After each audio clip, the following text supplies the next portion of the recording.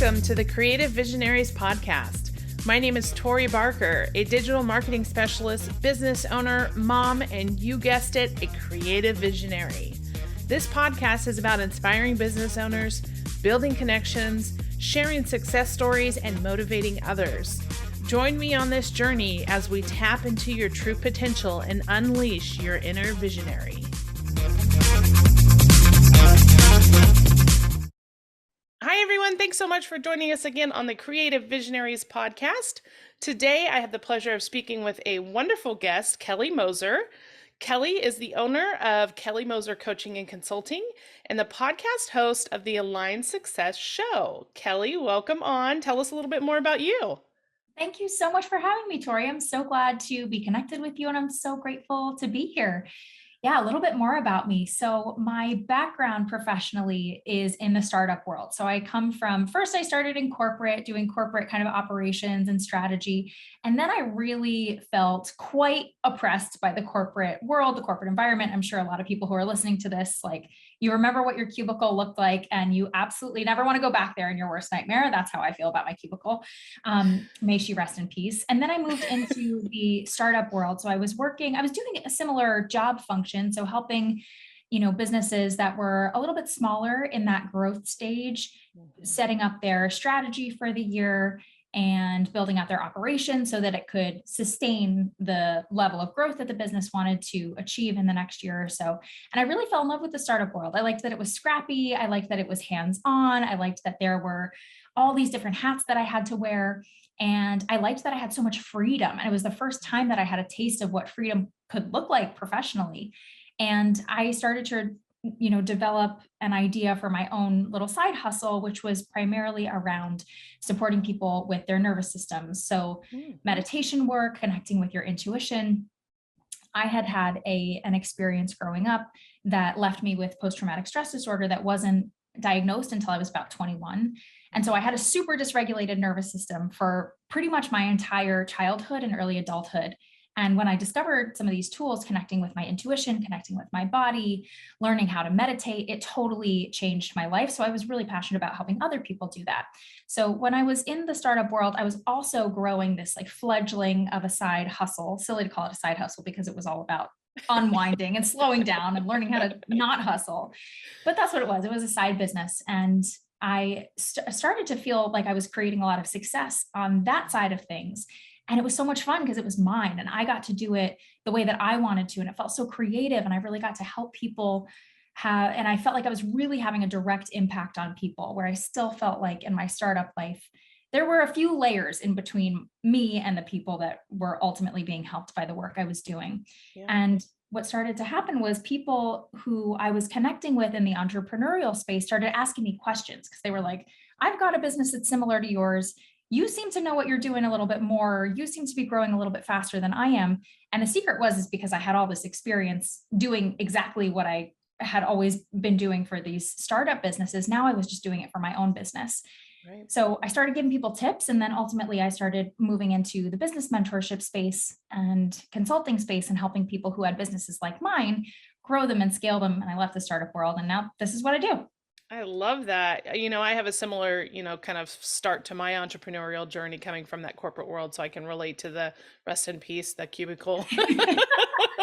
Someone's sitting in it right now. I know. Not me.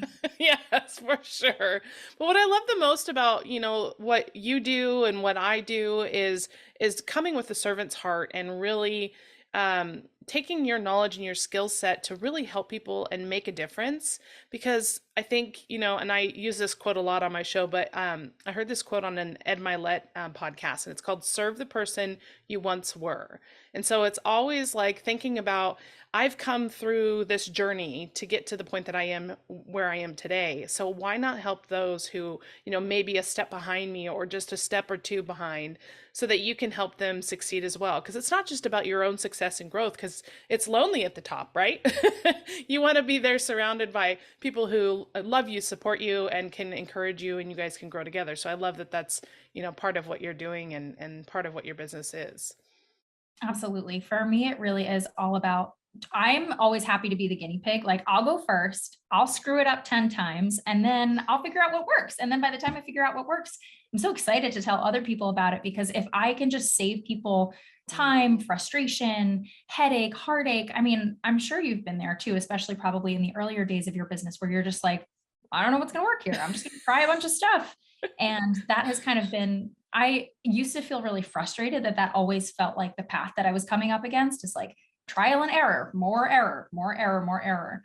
And now I embrace it because I feel like it's the thing that I'm so happy to do. And I feel like courageous enough that I've had experience trying and failing and then trying and succeeding. So if I can help someone eliminate 5 or 10 steps Yeah, and reduce the frustration and the headache and the sleepless nights, I'm so happy to do that. I'm so happy to stick my neck out there and try it first. I don't for mind. sure.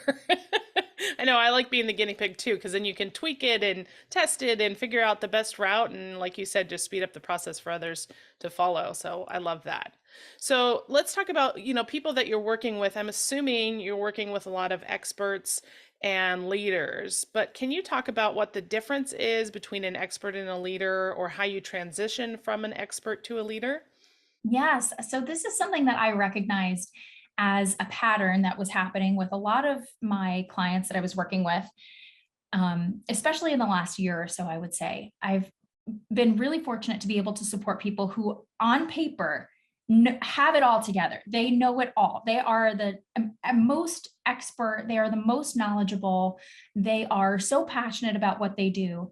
And yet, when I started connecting with these people and they started, reaching out to me in my DMs or whatever, I was honestly surprised that these people needed any help, because from the outside, third party perspective, outsider looking in, I Yeah. was like, people can't possibly need any help. And then when I would, have conversations with them, I would discover that there were these gaps in their confidence, or gaps that they felt like existed in their messaging, or they felt like they just were talking and saying the same message over and over, and it wasn't resonating with people and they didn't know why. So Yeah. while they might have had the perfectly curated, beautiful Instagram persona and perfectly, mapped out grid and all those things, they internally didn't feel like they were connecting with that highest aspect of their authentic leadership. Right. And so what I work with people on a lot now is stepping into a level of visibility and authenticity that puts you in a category of one. So I like to say that experts, if you feel like you're fighting over breadcrumbs, like if you feel like you're just another voice in the crowd and there are so many other people that are just like you and you're always just fighting to be a little bit louder, it's probably because you're in this like expert energy where you're just trying to be at the top of your pool of your Right. people who do what you do. But if you shift into leadership energy, Mm. that's when you are allowed, or you're able to stand in this category of one where there's nobody else in that category with you. So that's really what I help people do now, is figure out what is that message that comes from so deep inside of you, and that purpose and that passion that you cannot fake, you cannot replicate it, you cannot copy it, and therefore no one can copy you.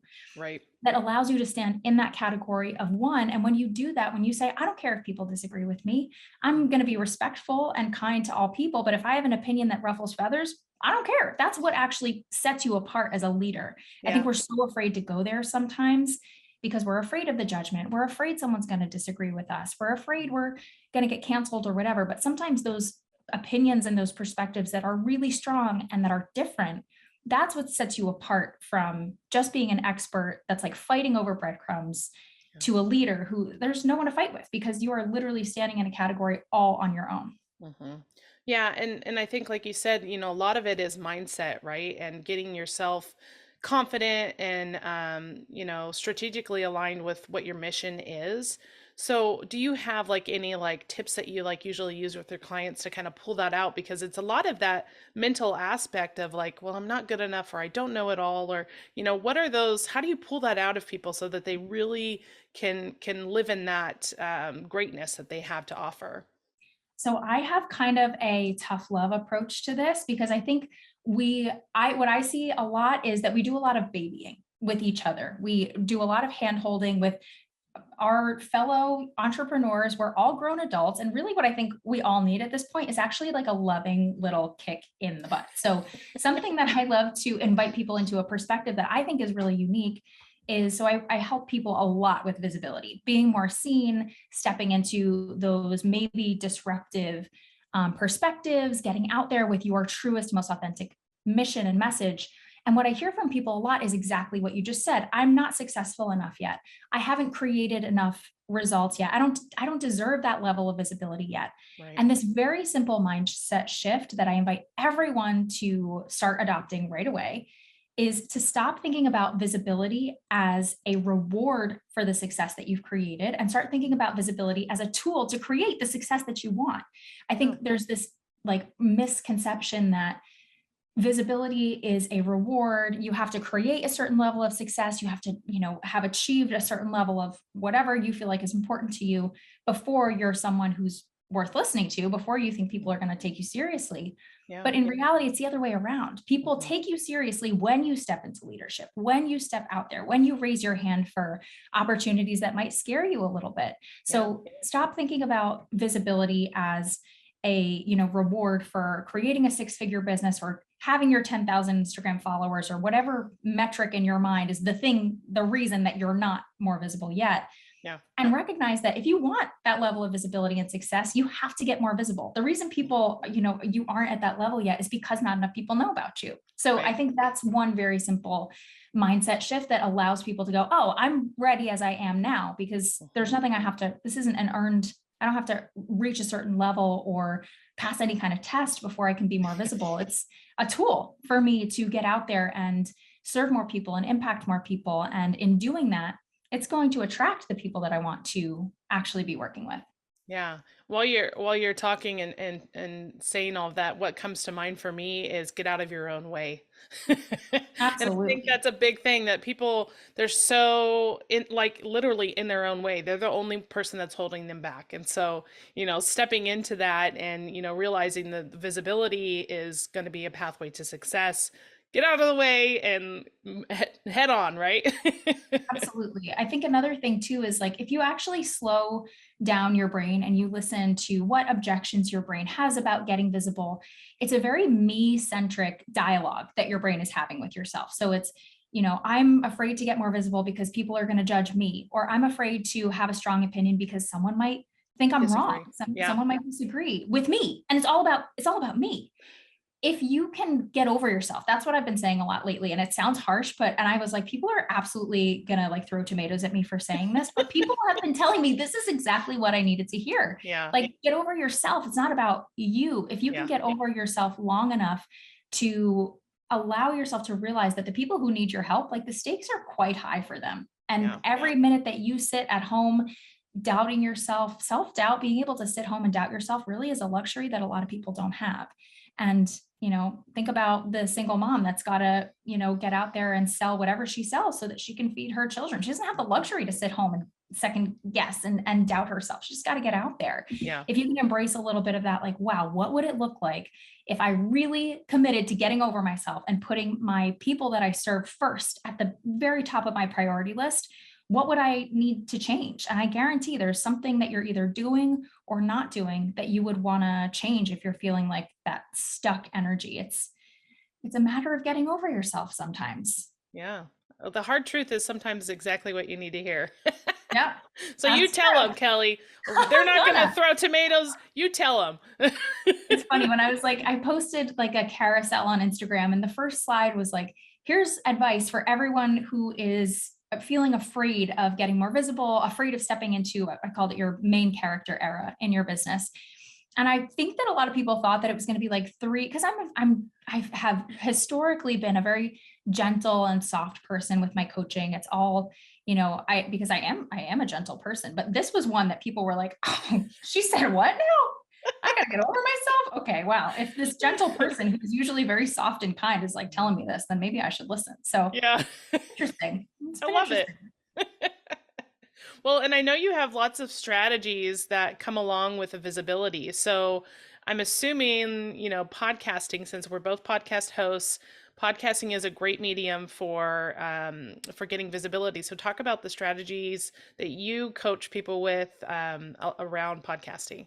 Yeah. So I have maybe an unorthodox opinion of podcasting as a podcast host. So people will ask me, like, Kelly, what should I do to start my own podcast? Can you mentor me in starting my own podcast? I'm like, what? Don't start your own podcast. Go be a guest on other people's podcasts. That's where the magic is. So Yeah. I think there's a gap in understanding. If you're not a podcast host, there's just no way you would really understand what purpose a podcast is going to serve for you. I think a lot of people think that a podcast, starting your own podcast, is a build it and they will come situation. And all you have to do is put out 5 or 10 episodes and you're getting discovered left and right by brand new listeners all the time. And it's just not true. It's just not how it works. I want people to really understand that having your own podcast is a fantastic nurturing tool for people who already know about you. And over time, you will build your audience and people will find you that through that medium. Yeah. But when you're a podcast host, you are not ever delivering, you're not delivering your most potent content every single episode because you're committed to variety. You want people to come back and listen to your show all the time. The place where you get to be lovingly leveraging audiences that are already built and getting to talk about your most potent content every single time you show up is when you're guesting on other people's podcasts. Right. So it's a little ironic that as a podcast host, I'm telling people, don't do it. No, I'm, it's not that I don't think you should do it. It's that I want you to understand what the function of the tool really is, because it's not this like instant, audience building tool that I think a lot of people have this perception that it is, because you're building your audience from scratch. The same way on Instagram, when you start an Instagram page, you're building your audience from scratch. So if visibility is your goal and connecting with new audiences of people is your goal, leveraging audiences that are already built is going to be the more efficient way to do that. So that's why I'm obsessed with podcast guesting. It's lower stress, it's lower overhead, less time, spent every month. It's more efficient, it's more effective, converts better. So that's why I'm so obsessed with this strategy. And also you don't have to commit to it forever. If you want to do it for 3 months and then take your whole summer off, there's just more flexibility. And I think a lot of people are refreshed when they are like or inspired to hear that you don't have to have your own podcast if you don't want to. If that feels like a creative outlet for you that you're really excited about, then awesome, do it. Yeah. But you also don't have to. There's other ways to scale your visibility, scale your audience that don't involve the commitment of starting your own show. Well, and I think people, like you said, people don't understand everything that goes into hosting. And that's probably why the statistics show that most people start podcasts and then they fall off and they never produce after like 20 episodes or 10 episodes or 1 year, so it's like people don't understand how much goes into the podcast hosting realm of it. So you got to be a certain type of person. You have to have, the right resource. Yeah, we're crazy. But yeah, so, I love both aspects of it. And, it's funny because we talk about, getting out of your own way and becoming the expert. And so for me, starting a podcast was my big leap. Like I was so nervous, like there's no way I could ever do that, right? And so I wanted to do it because it scared me, right? And so that was my big challenge is like, okay, I'm going to be a host. I've got, great people that I connect with. There's so many stories out there that I just want to share. I want to build relationships. I want to connect people to these, amazing people. And so that was my avenue of getting into podcasting. And now the guesting side of things is like the next leap for me. It's like, okay, let's get over that fear again. Here we go. And then let's be a guest and let's leverage that other side of it, because there's so much value in guesting. Just like you said, there's, leveraging, an audience that's already built and, less overhead and all this creative outlets that you are able to do. So I love that, you're kind of on both sides. Yes, definitely on both sides. And I think the ironic thing is if you start your own podcast, you're going to need to be guesting anyway. And I think that guesting for a lot of people scratches that itch that you don't realize it's going to. I think another important distinction that I love for people to know is that when you host your own show, you have a few priorities. One is to deliver the highest quality content that you possibly can. 2 is to continue growing the audience of your show. And 3, for most people, is to monetize it in some way, whether that's, offering your own products and services or sponsorships or ads or things like that. When you are a host, you're probably going to want to bring on guests to your show because it helps you get your show seen by new people. When that person, shares about the episode that they did with you on their platforms, then you get the benefit of those people discovering your show and hopefully Right. falling in love with it. But what happens when you have guests on your show all the time, which I did not realize, and I'm sharing this now because it's something that I have learned not the hard way. I do enjoy this aspect of it, but I just didn't realize. But when you are a host and you have a guest on your show, you're then giving the guest the expert hat to wear for that episode. So people who want to stay in the expert seat all the time, you would do very well to be out there guesting, because that's when you get to wear the expert hat all the time. You never have to take it off. When you are a host and you're interviewing someone, you're a journalist then, and they're the person that you are interviewing and they're the guest expert. So that's a dynamic that I didn't understand. There's so many benefits to both sides, to being a host and to being a guest. I just want to make sure that people understand before they make the commitment and they hire the editor and they block out all this time and they commit to a season, because I've dabbled in all the different strategies. And when I find one that really works, that's when I double down. So I'm super focused on, this in my business right now, because I know that it works. And I'm excited for other people to discover it, because the space right now is very open. It's Yeah. really open right now. It's easy to get booked on great shows where you really get to connect with the audience. So I want people to understand that before they make any huge, life altering decisions like starting a podcast of their own. Yes. And so how do you help people understand or get comfortable with the idea of becoming a guest? Because most people think like, oh, I don't have a message, I don't have, a story to share. Why would they want me to be on their show? So how do you coach people to get to that point where they're ready to be a guest? Mm. The first thing we do is we talk about the very common mindset blocks that every single person who has ever entertained the idea of being a guest has had to deal with, which is the I'm not, whatever enough yet, big enough yet, experienced enough yet. My business hasn't generated enough revenue yet. Nobody wants to hear from me. I don't have anything interesting to say. There are so many arguments for why those things are not true. And the way that I invite people into reframing those is actually by getting super clear on what you bring to the table as a Mm. guest. Because I think, I'm very spiritual. I do the affirmations, I do visualizations, I do meditations and all those kinds of things. But for this, you need something more concrete and tangible that you can look at with zero questions in your own mind and say, I deserve to be doing this strategy. I deserve to be on these shows. I have something to say.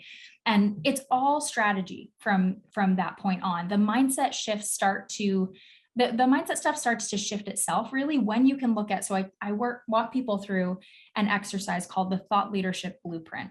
And the thought leadership blueprint gets you really clear on what you bring to the table as a guest in terms of the stories you have to share, the expertise you have to share, what you can teach people in a very tangible, 5-step process, or what audiences will walk away knowing or having mastered after listening to you. And I also make sure that you're really clear on who you bring to the table. So this is a piece of the conversation that I think a lot of us are missing. But really, for podcast hosts, the most valuable thing that you can demonstrate to them is that you're not just going to show up and deliver an incredible episode. You're going to bring all your people with you to be listening to that episode, sharing about it, leaving ratings and reviews. So really understanding, how valuable you are as a partner and as a collaborator. I think the big mindset shift with podcast guesting is people are like, I don't want to just go ask for something. Like, I feel uncomfortable pitching myself.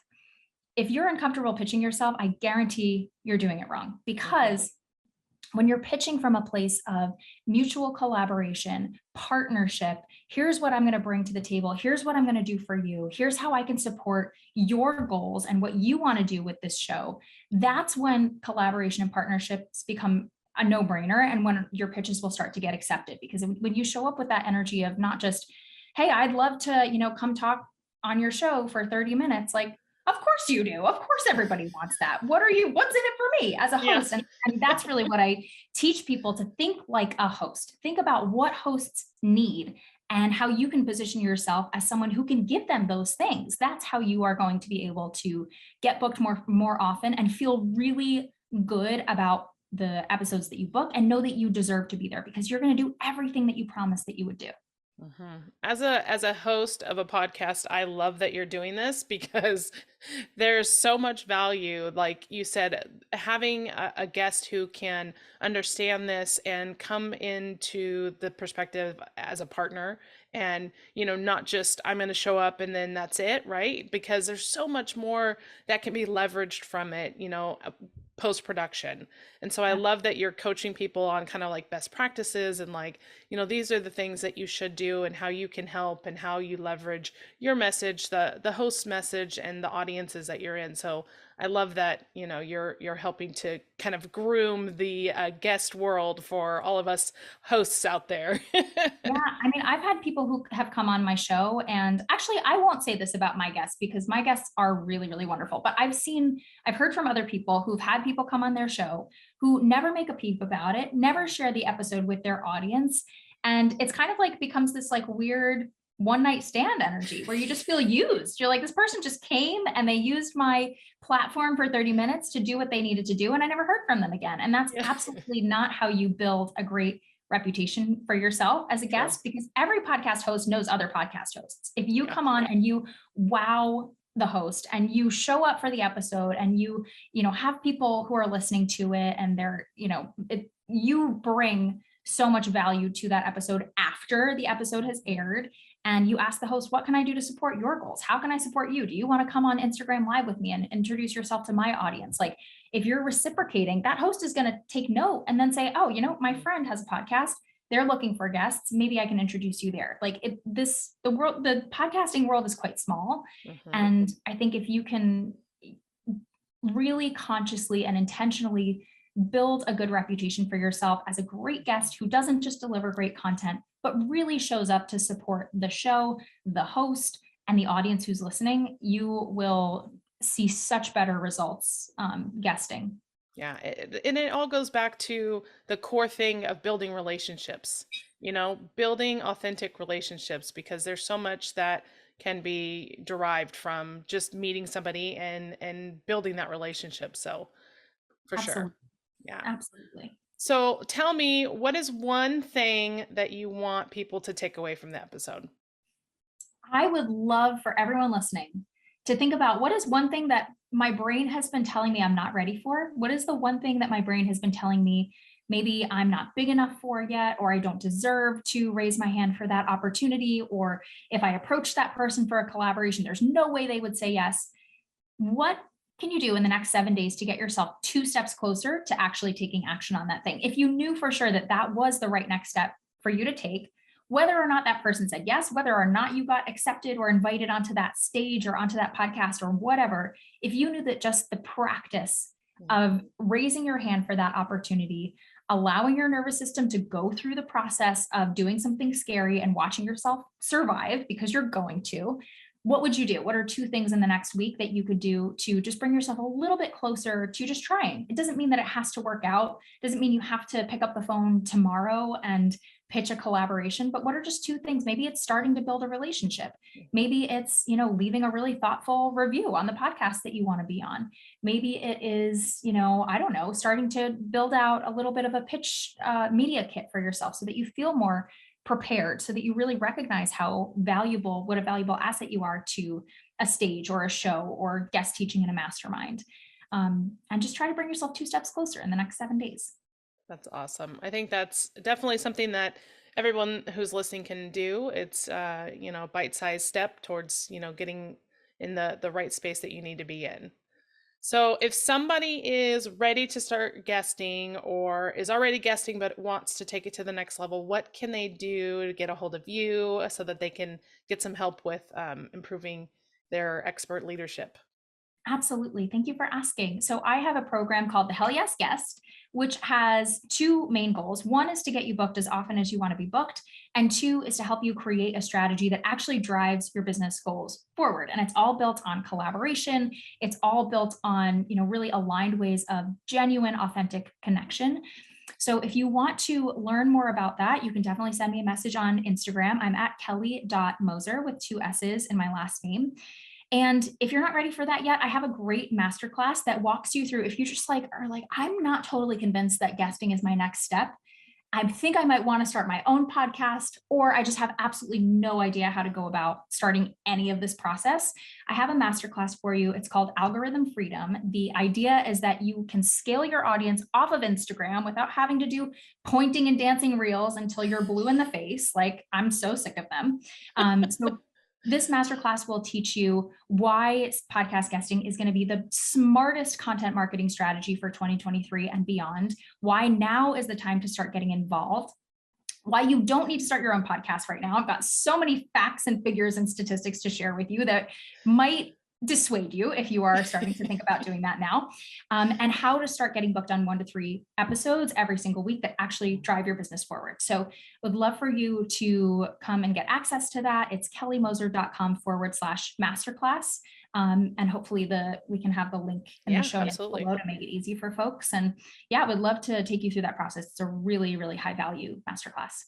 Well, Kelly, thank you so much for being a wonderful guest, and I wouldn't expect anything less based on what your strategy and your business is. So thank you for being being a fabulous guest and sharing your message, and hopefully helping and touching the lives of other people who are wanting to get into this space and making a difference in the world. So thank you for being here. Thank you so much for having me, Tori. It was such a blast talking to you. Thanks so much for listening to the Creative Visionaries podcast. If you've enjoyed this episode, make sure you subscribe, leave us a review, or share with a friend. Also, make sure to visit us online at creativevisionariespodcast.com. You can also follow us on Facebook, Instagram, or LinkedIn. And stay tuned for more episodes to come. And remember, it's time to tap into your true potential and unleash your inner visionary.